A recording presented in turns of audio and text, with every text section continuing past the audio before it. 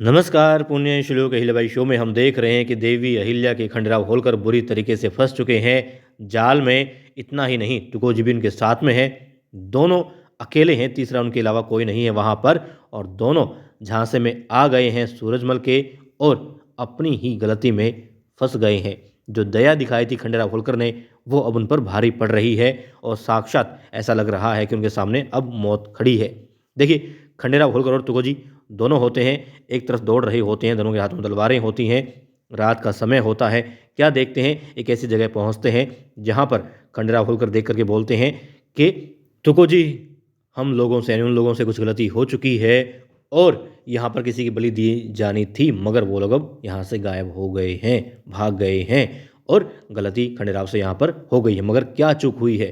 तभी उनके ऊपर आकर के एक जाल गिरता है और 3 नकाबपोश आते हैं। खंडेराव होलकर और तुकोजी उस जाल से बचने की कोशिश कर रहे होते हैं, मगर वो लोग कहते हैं कि खंडेराव होलकर, तुमने सही जाना, गलती तुमसे हो चुकी है और अब तुम मारे जाओगे। और जैसे ही वो मुखौटा हटाते हैं, अपना चेहरा दिखाते हैं, तो कौन होते हैं? तुरंत खंडेराव होलकर की सांसें अटक जाती हैं। ओह, ये क्या हुआ? खंडेराव होलकर इतनी बड़ी भूल, इतनी बड़ी चूक कैसे कर गई?